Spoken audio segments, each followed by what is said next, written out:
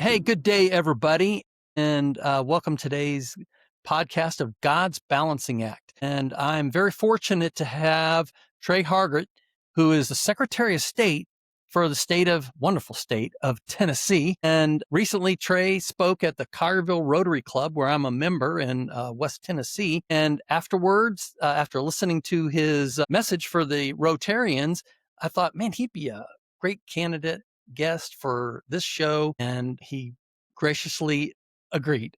So, Tre, as we talked about beforehand through communications, high level for our audience of kind of what your role and responsibility is as a Secretary of State for Tennessee, and then we'll kind of drop into your Christian journey, if that's okay. Sure. Well, to be clear, what you said to me at that Rotary Club today is say, Trey, we're really hoping for somebody interesting. They're not available. Do you mind joining? I think it's repeated that Well, day. But anyway, I'm trying to build the show. yeah, well, yeah, exactly. So I'll do my best to not take away from the success that you're having. So, well, I'll give you kind of the elevator speech, and I'll try to get 15 to 20 minutes down, just a handful of minutes here. A lot of people don't know Yes. that Tennessee, the Secretary of State, is elected by the legislature. In most states across the country, the Secretary of State is a statewide elected office. Here, my electorate is 132 people. There are only three states in the country that elect theirs by a legislative vote: Maine, New Hampshire, and us in Tennessee. I'm elected to a 4-year term. I'm in my fifth term. Now, some other states do have the governor appoint their Secretary of State. Also, sometimes people ask about the line of succession. The Secretary of State falls forth on line of succession. And I call us sometimes the Mikey of state government. Now, you and I are of an age where we remember Mikey from the Life cereal commercials. Whenever they Yes. put a bowl of cereal in front of him and it said, how's it taste? What's in it? Give it to Mikey. He'll eat anything. So when nobody else in state Hmm. does something, give it to the Mikey in the Secretary of State's office, and we're glad to go take it. But probably the high profile things that we do in our state are elections.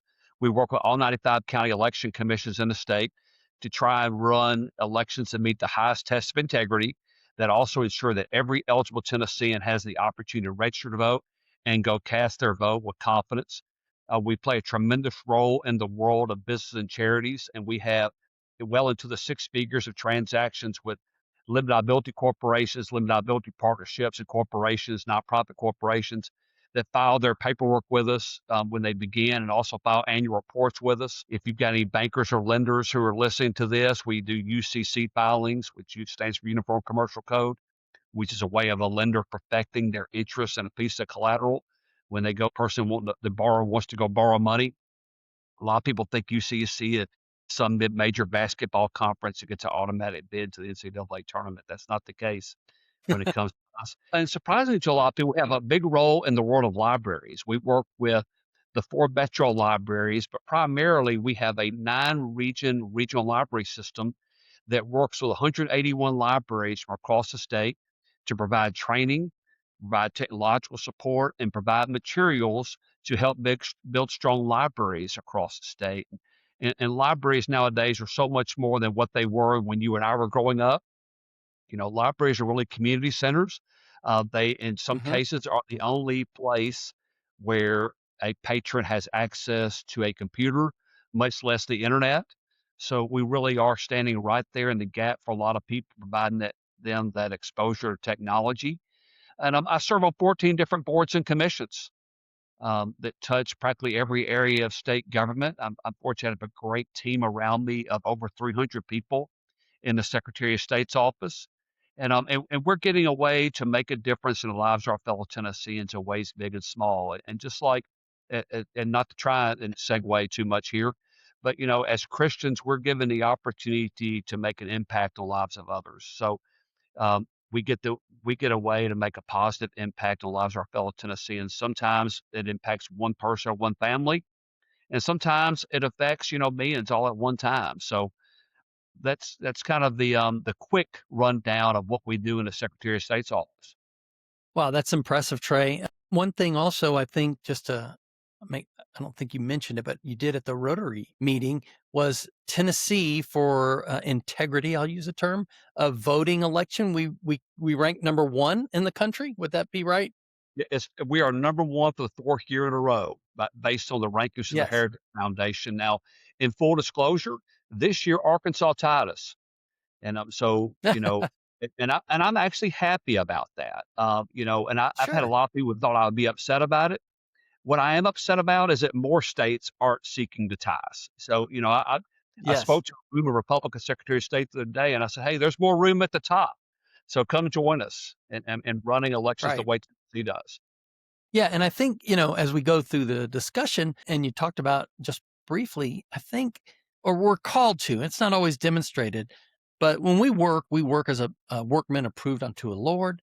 We work to have integrity. We don't bat 1,000, but our goal is to do it right the first time and to have, I guess I'll use the word integrity again throughout the process. And again, it starts at the top. People, I've mentioned on other episodes, I was in corporate America, middle to upper management a lot. And generally, most failures or things that don't succeed, to me, it all starts with the leader, right? The tone they set. So I appreciate what you do for our state. Thank you. Well, I appreciate that. There's some days I really feel like I get it right, and there's some days I wish I had a do-over. We have just a fantastic team here. In fact, we had a dinner last Sunday night with all of our leaders in the department together. And I thanked them. I said, "Y'all are really the ones that raised the standard for me." I said, "If you didn't bring your A game every day," I said, "it'd be very easy for me not to bring my A game." I said, "But knowing you're bringing yours makes it that much more important that I bring mine each and every day because you deserve that. Our coworkers deserve that. Most importantly, our fellow Tennesseans deserve that." And we Yes. all, regardless of what our job is or what our hobbies are, we have opportunities to glorify God in ways big and small. And we talk Mm-hmm. a lot about that amongst ourselves in our department is how the things that we do sometimes may seem very menial or very ministerial, but they're important to do, and they all have customers in each and every one of those transactions every process. And I tell people if we can't find the customer in a transaction or process, let's quit doing those things. And let's move to where we're Mm-hmm. actually making an impact on the lives of others. Like I said, sometimes small, sometimes big. We have to look for those opportunities. Right. That's great. That's great. So Trey, as we move in kind of into your personal journey, possibly you can explain again, were you always in the church? I know, again, on your profile biography, it talks about you're a member in the Baptist church, but was it always so? And how did that go for you? Nobody's ever quite asked it that way. So let's just be real open and honest. I grew up in the church. I was saved Hmm. through at Vacation Bible School at an early age through a small country church out in Lauderdale County called Grace Baptist Church. It was a very thriving community of faith. I grew up around people of faith. I probably back when I was growing up understood a lot less about the importance of grace and mercy, and I would tell people I was Hmm. probably a lot more Old Testament than I was New Testament. And probably like a lot of churchgoers, at some point in my life, I remember when I was in college, wasn't a regular churchgoer. And one of the things though that made a difference in my life was whenever I got married, honestly. And Yes. my wife and I are actually of different faith backgrounds. She's Catholic, I'm Baptist, but also saw faith work in her life as well. And it really got me to rekindle, that relationship with the church. I was always a believer, always a devout believer, but didn't really value as much the importance of a community of faith and the importance of being Hmm. around other believers and growing in my faith. So, and I'll leave some more for later on, but no, it hasn't always been that way. So like I said, probably during my college years, what certainly wasn't as diligent and faithful in making sure I was at church every Sunday. When I was growing up, it was every Wednesday night, every Sunday morning, every Sunday night Right. back in those days.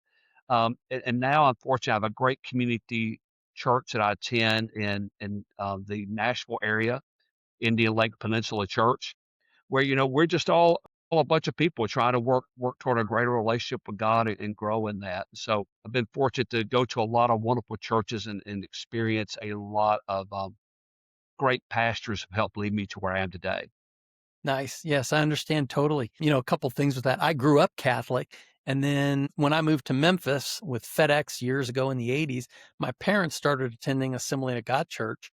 And so then I said, well, let's see what they're like where I don't know anybody. And that's where I landed. And then my wife grew up in the Assemblies of God. So it's worked for us too with two different backgrounds and so forth. And that's nice. And then one other thing on that, recently I've been reading the book of Acts and just other guests that I've talked to. The impact of the local church is just remarkable, right? We kind of are aware of it, but I really believe it's can't say there's only one model, but that is a critical model to the Christian faith and where God plants us.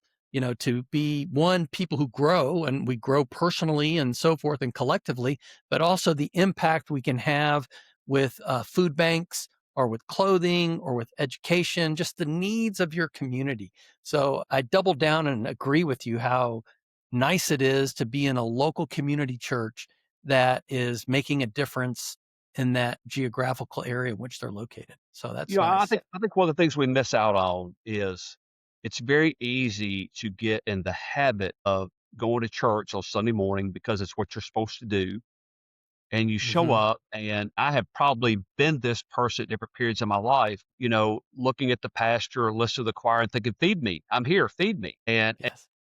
realizing that the church service doesn't really end just because you had the closing prayer and the benediction, took up the offering, and made the announcements.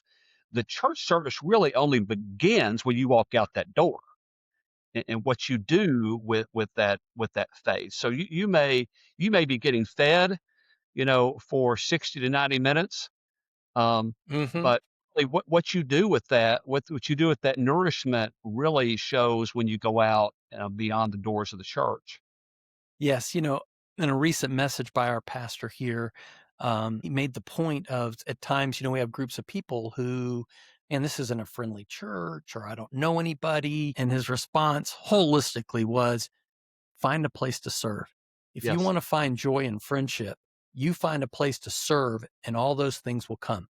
And I thought, it wasn't revelatory, but it made a lot of sense. And it was like, yes, it Well, does. actually, Yes, it does. Randy, when I first got to Indian Lake Peninsula Church, I remember one Sunday, and I had 2 small children that sometimes would go with me, sometimes go with their mom, and they flashed up on the screen, "We need help in the nursery." And I thought, "You know what? I could do that." And I went and I volunteered in the nursery. I say the nursery. They said they need nursery workers. They really need help with the 3s and 4-year-olds. And so, Sure. that Just became just it turd them. yeah, it so became what I did for several years, and, even when my kids were at church with me, that's wound up what I wound up doing a lot of times, and so, I've been a greeter at the church, I've been someone who helps shepherd visitors to, spots, and I will Mhm. tell you, church, the more you put in, the more you get out of it. It's like a lot of things in life. I mean, if you don't Yes. invest the time in it, don't be surprised you don't get anything out of it. Right. Right. I know before the show started, we were talking about that in the business world, but it definitely applies in the church world. So, so Trey, we'll move on to a different topic, and I can imagine my life has slowed down. I've retired FedEx. I am working still in the Collierville area, hence why I'm in the Rotary and so forth. But not at the pace I did at one time. I was 24/7 when I was in the airline side. I can only imagine your workload. And again, the audience I'm hoping is a whole cross section of people hard at it every day, to some retired, to some who are working from home. But for those who are putting in that 40 plus week every week, is there an avenue? How's your prayer life work? How does it work for you? Now you start meddling. I mean, I had this conversation with somebody just last week. I'm trying to dig into my prayer life. Like a lot of people, you have those moments where you feel like you're really connected and you're really investing in that time in prayer and relationship with your Savior. And there are Hmm. times where, you go to bed at night, you think, "Wow, what did I really give? I didn't open my devotional book. I didn't open my Bible. I spent more time," and this is true. I mean, I can honestly point back, and that's why I quit playing fantasy football at one point in my life. In an awkward segue, is I told somebody, I said I was spending more time trying to figure who I was going to start as my third running back than I was reading the Bible, and that was just very convicting to me. And I'm like, and I'm watching how I'm spending my time, and I'm not digging into the Word. I'm not digging in my prayer life, and if the last thing I'm doing each day is praying, well, that's better than nothing. but how am I really spending my time? So I will tell you, I'm a spiritual infant in some ways. I'm Mhm. nowhere near where I want to be. I'm lifting up my petitions to the Lord and asking Him for His grace and His mercy. And I'm got a lot of people on my prayer list right now who are sick, who are caring for the sick, who have recently experienced Yes. loss. I feel really weird talking about this, frankly. Feels very pious to talk about, but I'm praying for our leaders each and every day. No. And also Sure. that doesn't include just Republican leaders, by the way. Wants of us to do. And one of the things that I feel really challenged by is that we use the word prayer a lot of times as a cliche. And I had a friend of mine who was going through, he had cancer, and he was down on his knees every night. He said this to me. He says, "I felt so bad about all the times where I knew somebody was going through something, and I told him I would pray for them, and I kind of gave some half-hearted prayer, that lasted, 30 seconds tops, and I went on about my way." And he said, "I really wasn't very fervent about my prayer life." And I thought, well, I think I'm a little better than that, but still nowhere where I need to be about really getting down and being relational with God, and I'm just trying to grow in that way every day. So, you've kind of talked about it a bit already, I think, in some of the answers, but your faith and how it impacts you and what you do, you want to speak a little bit to that and how it maybe drives either the way you carry yourself, obviously, the way we treat people and, decisions and so forth, just however you want to respond. Yeah, well, in an ideal world, okay, let's be real. Let's in an ideal world, every decision is filtered through your faith. No matter how big a decision, no matter how small decision, your faith should be the filter which through all those decisions flow. And one of the things that I have said for a long time, in fact, I said it to a group. I was speaking to a group of college Republicans over in Knoxville one night, and I said, "Hey, you got to be careful to make sure that your faith is informing your politics and not let your politics inform your faith." And that could be true of anything, whether it's politics, whether it's it's sports, whether it's family, whether it's your work, what have you. And so, you know, honestly, this is kind of awkward to talk about. One of the things I mention to people when they come work here is I caution them. I said, "This is a place where you will encounter a lot of people of faith." And I say, "You are not required to be Right. a person of faith to work here. Nobody's ever gonna ask you, did you go to church yesterday, and give you a red check if you didn't go to church, you're free to believe or not believe."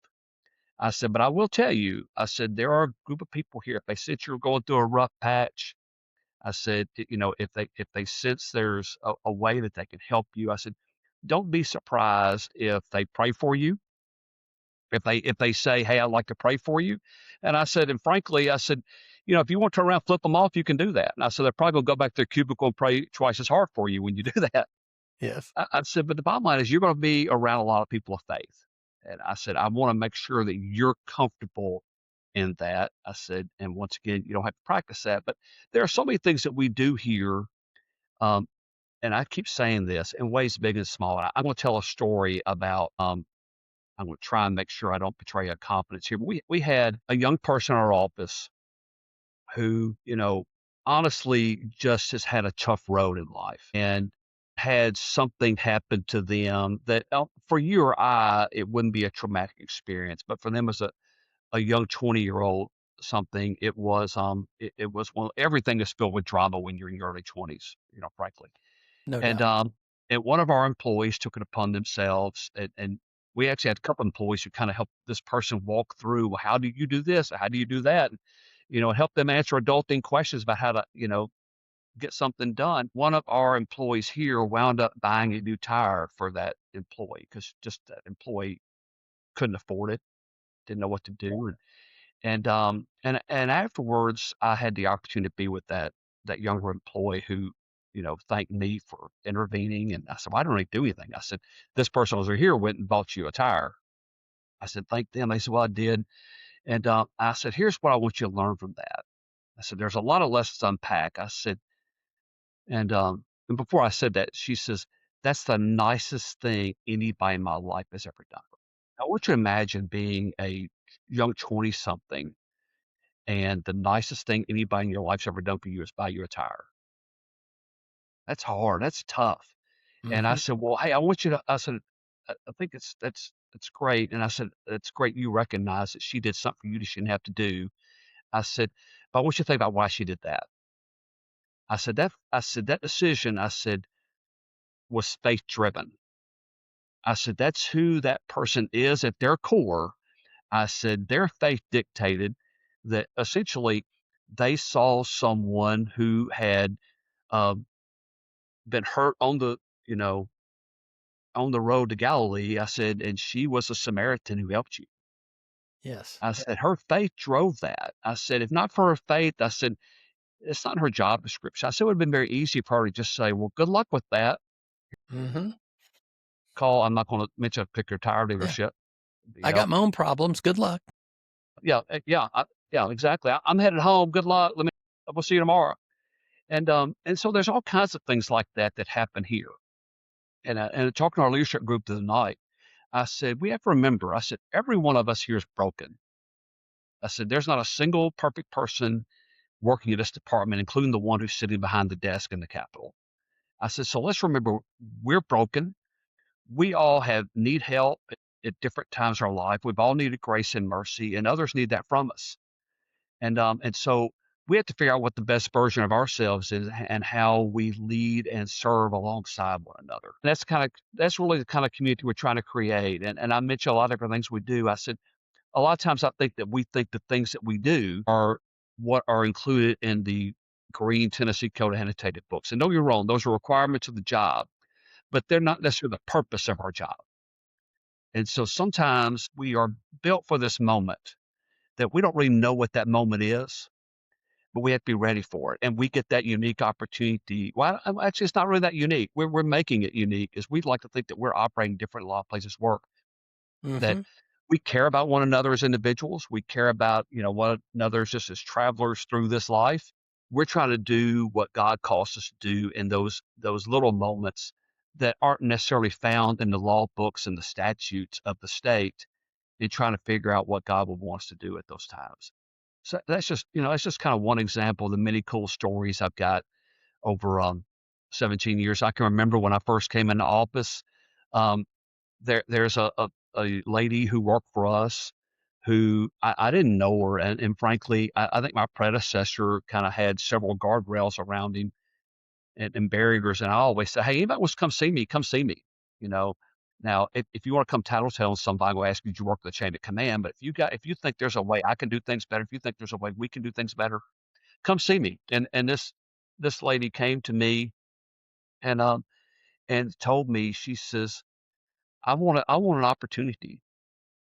And I said, "Well, okay, you got an opportunity. What's that mean?" And I really kind of thought she was being dramatic about it. She says, "I got this job. Well, I just applied for the job. I don't have a bunch of friends here. I'm not one of the in crowd, and I didn't play softball with these particular people. I didn't go to church with these people, and I never get overtime. I never get comp time. I've never been given an opportunity to learn more. I'm just kind of I just kind of hope every day when I come in I don't get fired." And, and I said, "Well, guess what?" I said, you got a chance to grow here." I said, "We're gonna make sure you have a chance to grow." And so we we went through a period where frankly, if you had life you liked it here and you're one of the cool kids and you got all the overtime, you got the comp time, you got a little extra time at lunch, because you were one of the favorites, you were a great hitter, third baseman on the softball team, those kind of things, we moved their cheese. And we said, everybody's going to have the opportunity to rise and fall based on their merit and their contributions to the organization. I Yes. said, so if you've had life like you liked it, just understand life is going to change. Doesn't mean it has to be worse for you, but life is going to change. And and then we had a group of people who weren't the cool kids, and I told them, I said, the good news is for you. I said, the slate is white clean. I said, and it doesn't matter what life looked like prior to me getting here. You've got the opportunity to succeed. That young lady who I told you about, and frankly, when I met her, I say she was younger than me, a little bit younger than me. She has grown to be one of the best employees that we have here. Mm. who has just taken the opportunity and absolutely ran with it. And I think about her and I think about other employees who we're giving them the opportunity to succeed and have careers. And it's up to us each and every day to give people hope, both personally and professionally. Every person we interview, every person we hire, and we iterate this throughout our culture focus and mission focus meetings, is I want every employee here to reach their full personal and professional potential. And if we're holding them back from either one of those, then I want them to be able to go find that somewhere else. In an ideal world, I want every person that comes to work here to be so valuable to us and we are so valuable to them that they can't imagine going somewhere else, that they love it here too much. But sometimes, where we are as an organization and where they are as an individual, that they're ready to grow faster than we give them the opportunity to grow. And Sure. those are reasons for celebration. Those are not reasons for us to cling onto them tight and say, no, we're not going to let you go do that. You've got to stay here. Um, and we live that out. And I have personally lost some fantastic employees inside this organization to other divisions, and I've lost some people to other parts of state government and beyond because we approached it that way. Because I told them, I said, I want you, when I see you on the street 30 years from now, or you see my kids that on the street, that you were able to look them in the eye or look me in the eye and say, wow, you treated me well and you gave me opportunity. Hmm. I said, "Dan, I sure don't want you sitting back and telling somebody, man, they kept me under my thumb and I never had the opportunity to be what I was supposed to be." And I have just found life is so much better when we approach it that way. That Yes. people, when you tell them that and you live it out, they live it back. And man, I mean, it has helped me as a servant. It's helped me as a leader to approach it that way. And because we've all had bosses that didn't approach it that way, who Yes. who you always felt like that they were against you, that they weren't for you moving on, having the next opportunity, and that's a miserable feeling. And it's also a miserable feeling to be sitting here as a leader and looking at somebody and thinking, "Wow, they really have nowhere else to go." I mean, this is it for them. Hmm. They're not growing, and maybe I'm not helping them grow. How do we help them grow?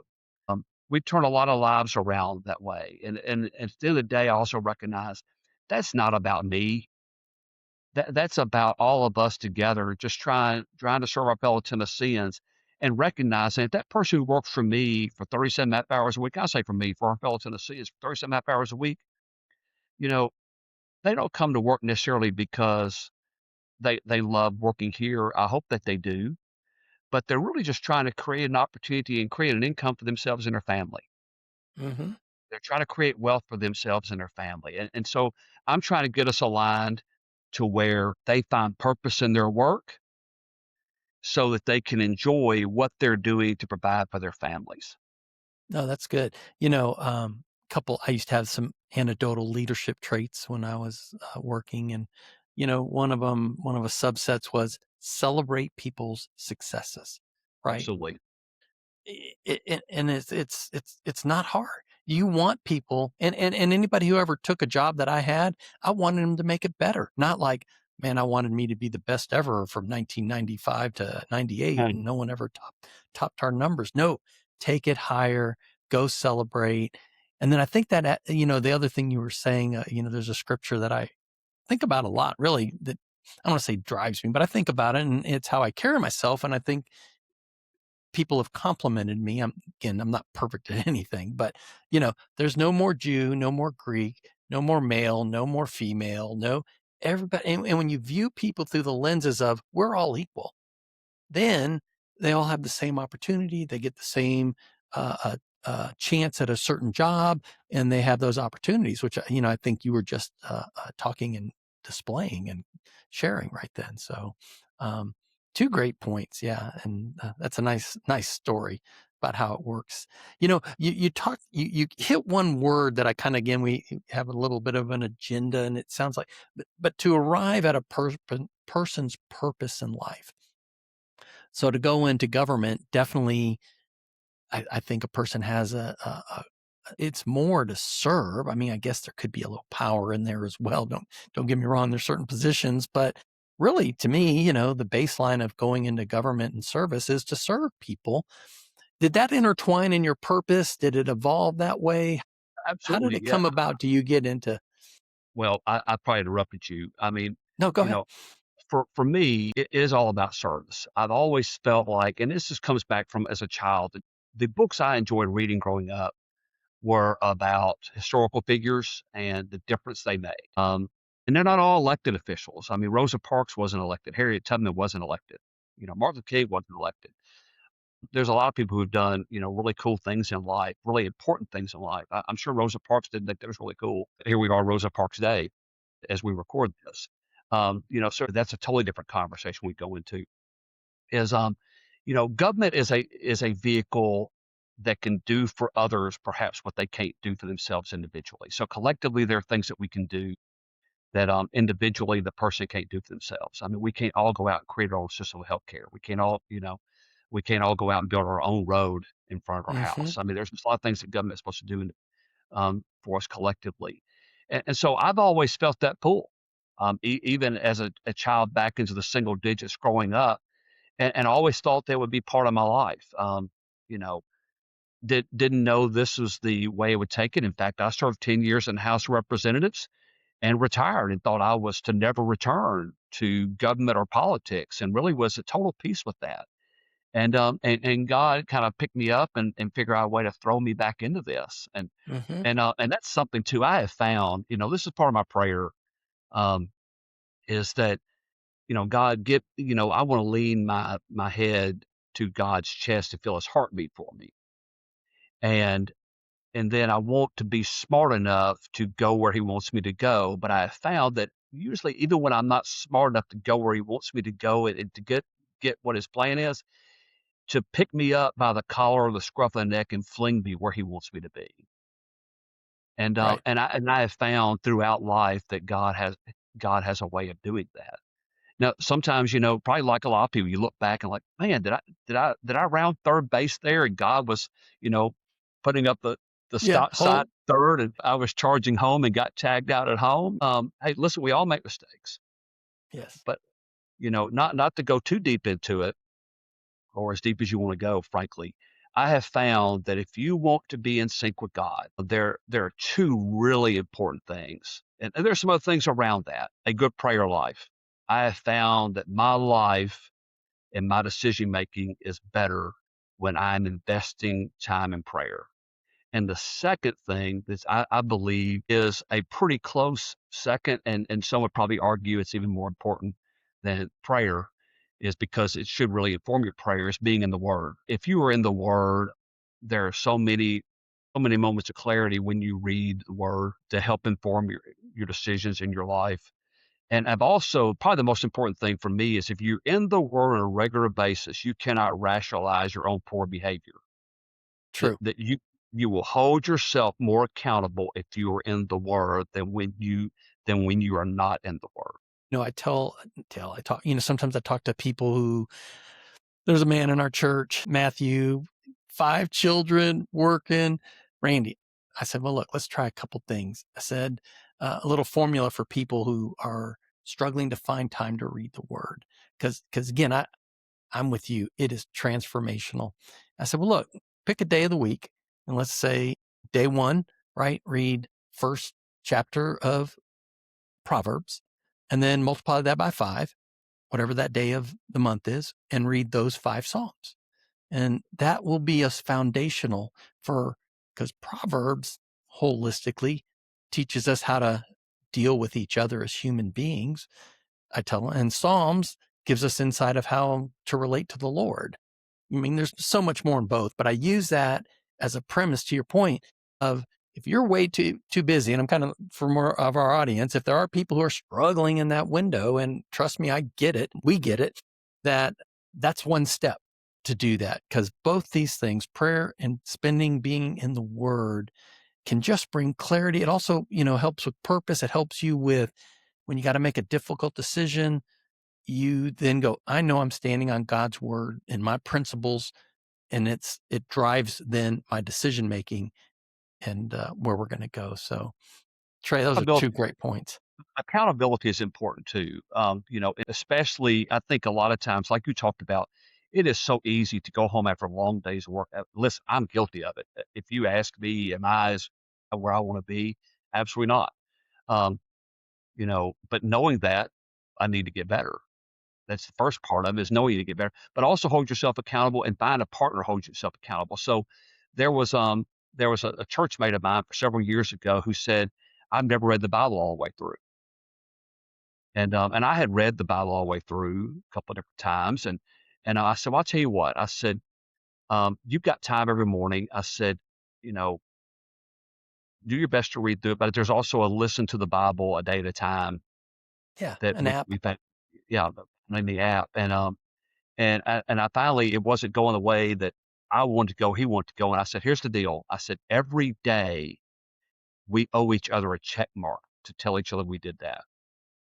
And if we don't get a check mark from the other person, then we're responding back and saying, hey, where's your check mark? And it's That's amazing great. once we made each other do that. I mean, every day, probably before 8 a.m. every day, we both had check marks coming back and forth because we didn't want the bad phone call from somebody saying, hey, where are you? Um, No, if you can, yeah, that's outstanding advice, right? And God will bring somebody to someone's life. If you just say, Pastor, I need help me find an accountability partner, they'll do it. Other leaders in the church will do it. And again, talk to your circle of friends. you may be that accountability partner for somebody else. So if you feel like, hey, I'm doing a good job and I'm in the word every day, go to your pastor, go to your small group leader and say, hey, who could I help? Yes. And be that person, don't come at it from a, hey, I'm a spiritual giant and I sense you're such a weakling that you need my help. You know, be humble about it and go to that person and say, hey, I found this to be of value in my life. How can I help you and how can you help me? Yes. Ask for that other person's help back to you. So that does bring us to kind of our final question. And again, you may have already covered some of these points because it's been great the discussion we've been having. But the capstone of the podcast is balance and how God brings balance to all of us different human beings.